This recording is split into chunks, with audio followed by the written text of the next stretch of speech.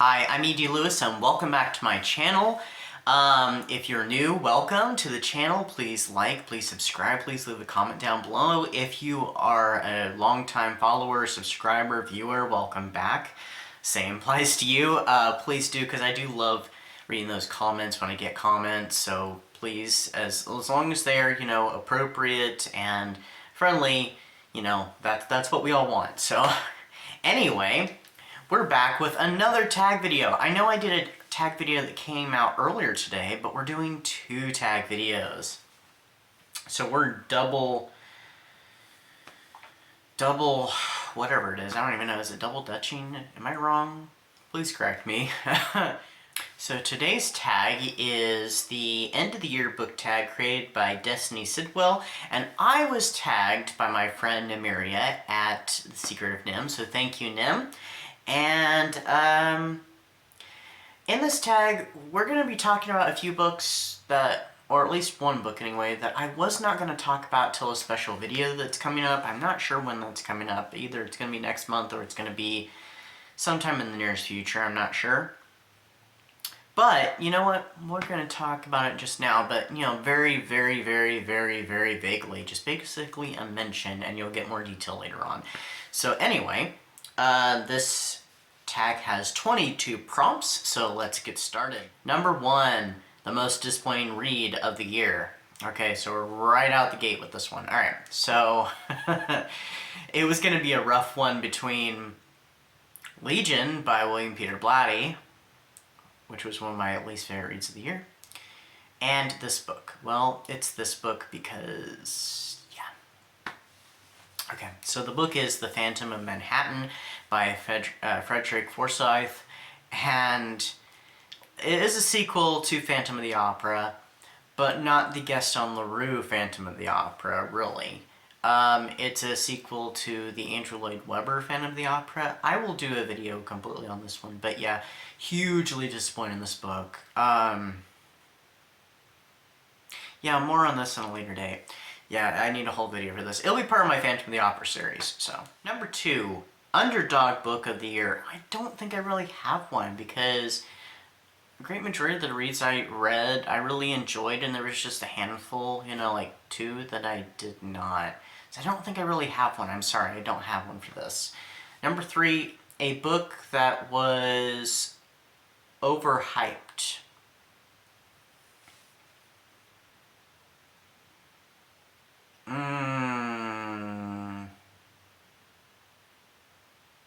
Can I say Legion by William Peter Blatty? Because for some reason I think I've seen a lot of written reviews where people really liked Legion, but all the BookTube ones, not that there's been that many, there's been, a few that I've seen, like Elizabeth Sagewood's, and Cliff Stark Gems talking about Legion, and none of us really cared for it. So I kind of feel like that, from the written reviews, it's kind of overhyped. Yeah, because I don't recommend it. So I'll go ahead and just say Legion by William Peter Blatty, the sequel to The Exorcist, which The Exorcist is excellent. It's an excellent read. Not its sequel, though. Alright, number 4, favorite book couples of the year.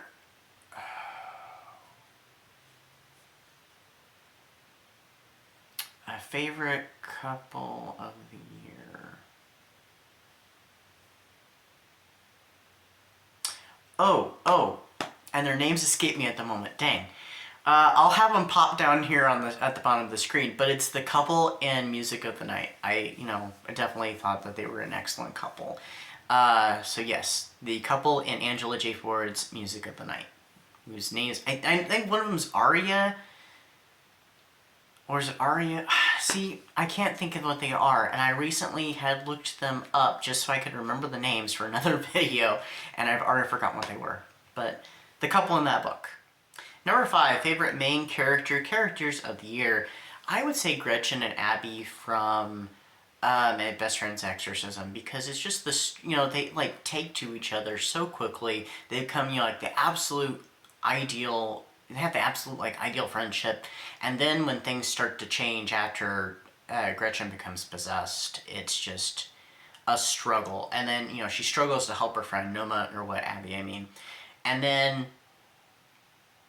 the ending of the book, what happens afterwards, you know, and to the end, it, you know, definitely main characters of Abby and Gretchen.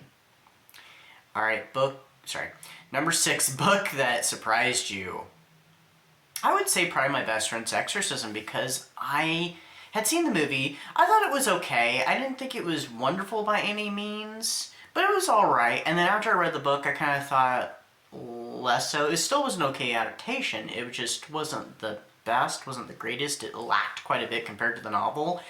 But I would say the book, My Best Friend's Exorcism. Oh yeah, by the way, it's by Grady Hendrix. I hadn't said that.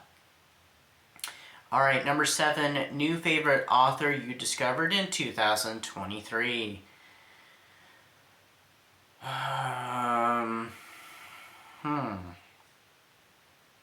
Trying to think over the books. Because I read some books by authors I'd read before, I'd read some books by authors I hadn't read before, so I can't count Grady Hendrix because I've only read 2 of his books. Well, I guess that's okay to only read that, but I'd read one of his books the previous year, so I can't count him. You know what? I would say Angela J. Ford. I know I just set her for another prompt. Her book, Music of the Night. She writes excellently, so definitely her. And I do want to read more. I just don't know when I'm going to get to the next book in her series, because she has a whole series of those fantasy gothic romances, and it was really good. So, and it was kind of a retelling, I know I've said this before, of Beauty and the Beast meets Phantom of the Opera, and it had some unexpected spiciness that was just great for it. So yeah, Angela J. Ford. 8, happiest read of the year. Happiest read, oh well, okay. So this book, I'd started earlier in the year, I think in the summer, and then I stopped it because I just wasn't feeling it. The book was fine. I actually was going to review it, but I don't think it's going to make my reviews for February, so I think I'm not going to review it. But I can talk about it a little bit. It's Quick Bite by Lindsay Sands. It's the first in her vampire series, the Arsenault series. Now, I have read another one of her books many years ago when I was in high school, and it was Single White Vampire. This is the first in the series, and it was a pretty happy book, you know, through and through. There was a few moments and, you know, and kind of tense because it was kind of thriller, but it was a vampire romance. But it was overall pretty happy, and it ended pretty happily too. So I would say that one. What is that book about? So Luciana Arsenault, she is a vampire that suffers with a really unfortunate phobia. She's hemophobia. She has hemophobia. She suffers from a fear of blood, so it makes things really difficult for her to feed. So her mother, for her birthday, kidnaps this, I can't remember if he's a psychiatrist or a psychologist, but anyway, we'll just say he's a therapist. Kidnaps him and brings her back to her house, puts him in Luciana's bedroom, and you know, tied up and stuff. So she thinks he's going to be her meal, like that's her birthday dinner. No. So he specializes in phobias, so he's supposed to treat Luciana's phobia. So that's literally what the book is about. And they fall in love, like, almost instantly. She can't read his thoughts, and there's a whole thing with that. And then she tries to get him away because she doesn't want his memory to be, you know, like, completely wiped in a terrible way, or, like, him be killed, because they've already tried some of their vampire wiping and it doesn't work on him.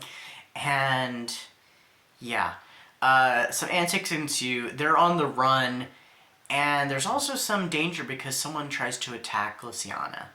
So someone knows that she's a vampire.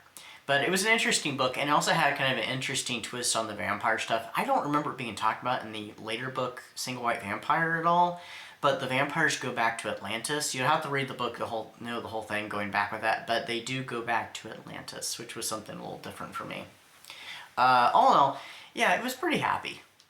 All right, number 9, most frustrating book of 2023. Probably The Phantom of Manhattan by Frederick Forsyth. That was very frustrating for me, so... I mean, the other one that was really frustrating for me would be Legion by William Peter Blatty. So, yeah. All right, number 10, best adaptation of the year. Like film adaptation? I don't think I have an answer for this because I can't think of any like film adaptations that I necessarily watch. I didn't watch very many things. I didn't go to the theaters very much this year either. I did a few times. But I can't think of anything right now, so I'm gonna have to skip this one. I'm sorry. Number 11 is longest book you read read this year, 2023. Hocus Pocus and the all-new sequel, because that book was longer than I thought it was, because when I opened it, surgery was like, oh, I'll have no problems, and getting this done as late as I had started in October by Halloween, which I did finish it by Halloween, just not by the time I filmed my video in the morning. I was thinking it was like 400 some pages, and it was like 500 some pages. Maybe I thought it was 300 some originally, and I found it was 500 some. I was like, I may not get this one done in time. But it was all good, and it was excellent, so. 12, shortest book you read this year. Does this count short stories too? Because short stories, I think the shortest one I read was The Oblong Box by Edgar Allan Poe. We're just going to count it, because I'd have to go into Goodreads, although I think Goodreads does have it listed as that is my shortest read, book-wise or otherwise, for 2023. Number 13, favorite covers of the year. Well, I definitely really liked the cover for My Best Friend's Exorcism. I really enjoyed the cover for In Nightfall by Suzanne Young. And another one that I really like the cover for... Well, okay, here, I'll list 2 more. You Dracula by D.S. Crow. That was a really cool cover. I'm really curious what the original concept for that cover was going to be, because I think it was supposed to match the original cover for I, Dracula, but something happened and she had to switch artists and come up with a brand new concept. But it was a really cool cover nonetheless. And the new cover for I, Dracula was pretty cool. The other cover I'm going to mention is the cover for...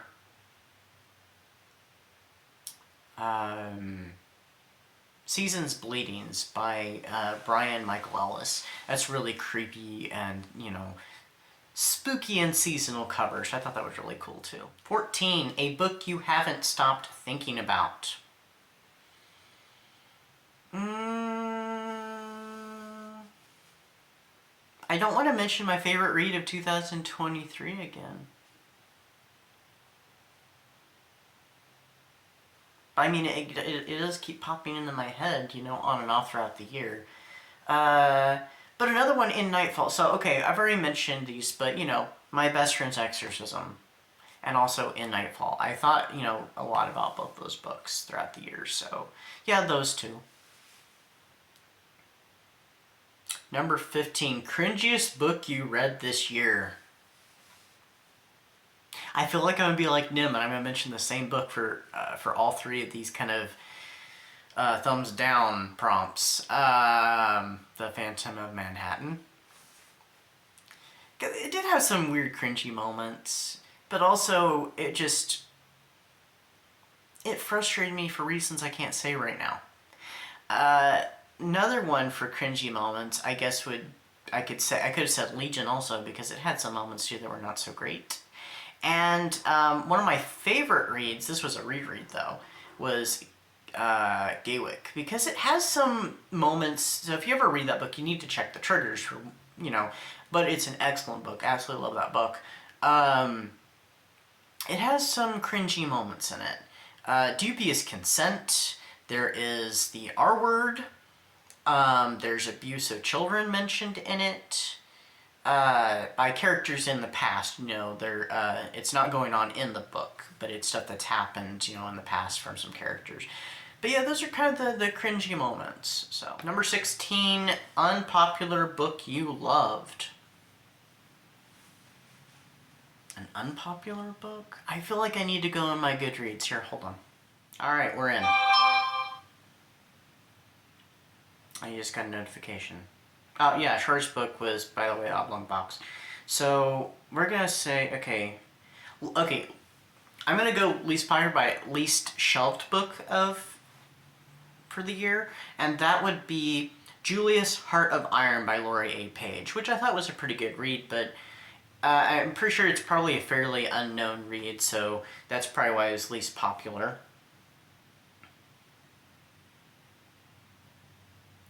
Alright, 17. What was the highest and lowest rated books you read this year on Goodreads? Do you agree? Alright, so does it give that information?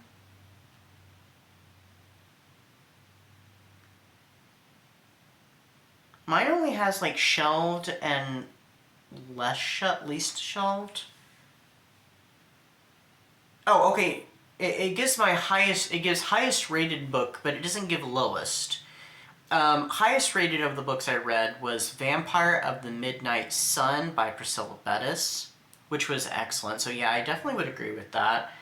It doesn't give lowest, so I really don't know.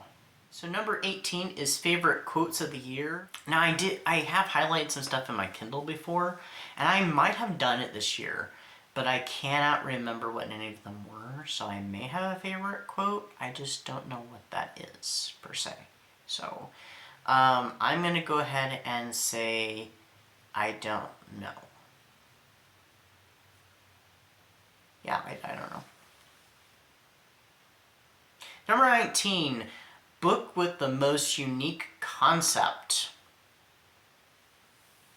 Book with the most unique concept.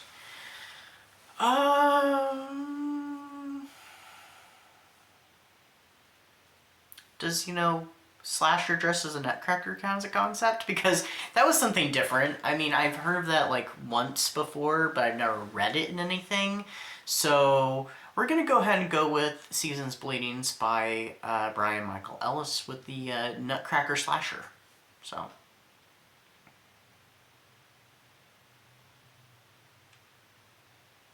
Number 20 is book you read that you would reread. Trying to say one that I haven't said already, like in any of the prompts. Let's flip through here really quick. We're going to say one I haven't said yet, and that is The Hay Bale by Priscilla Bettis, because I would definitely reread that one. I mean, there's a few in here I would probably definitely reread. But we're going to go ahead and go with that one. Alrighty, number 21 is reading goal reflection plus 2024 reading goal. Okay, so we're going to have to flip back over here. Alright, so my reading goal I had set, though I was not going to focus on it very much for the year, was I had set it for 40 books. Usually I set it for...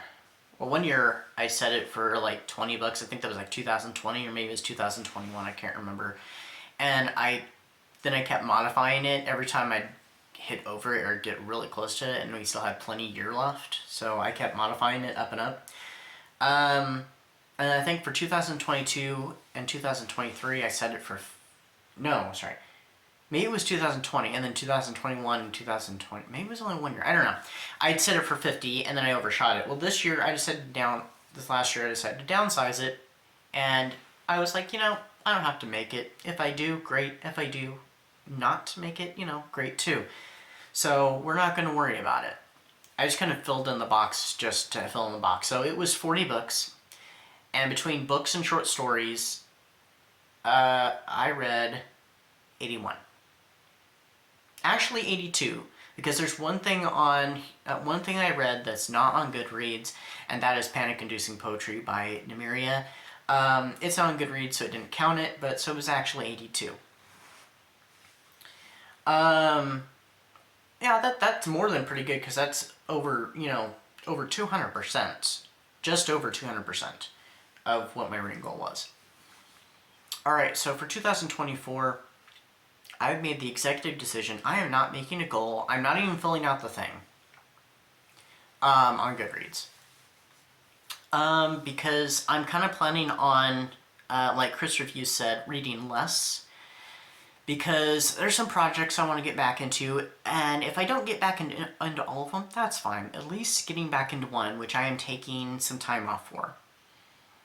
And I do mention that in one of my videos, but I don't remember if that video has come up yet or not. So, I already have the time planned out when I'm going to go on a break.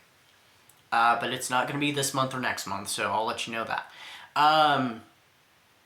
Yeah, I'm not going to set any reading goals. I'm planning on reading less. I might read more short stories. I don't know yet. It just all depends. And number 22 is, after 2023 reading, what are you prioritizing in 2024 reading-wise? I think I just kind of answered that one without even checking the question. So yeah, I might be prioritizing short stories. I don't know yet, but we'll see.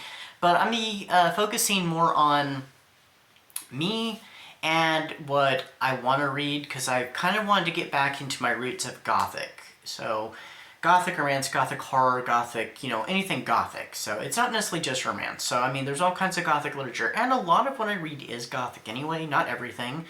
So, it's still going to be horror, but I may step outside of that, but who knows. There's at least 2 reading events that I'll be taking part in this year. One of them I am a co-host for, and the other one I'll just be a participant, and I'm looking forward to that. But yeah, I'm mostly going to just kind of prioritize whatever I want to read, and maybe not necessarily very long books, doing shorter ones, but probably short stories is what I'm looking at. And there's a lot of great short horror, and I have plenty of short story collections and stuff to read out of. Plus I have my complete Edgar Allan Poe on my Kindle, I have complete H.P. Lovecraft, I have all kinds of anthologies that have all kinds of, different authors, classic, modern, you name it. So, anyway. So those are my answers. I don't know if I'm tagging anybody for this one. Ooh, how about Bad? Bad is Red too. I'll go ahead and tag her. And I'm not really sure who else has done this, so I'm just going to go ahead and leave it there. So if anybody else would like to do this tag, please feel free. And yeah, so stay safe, stay spooky, and until next time.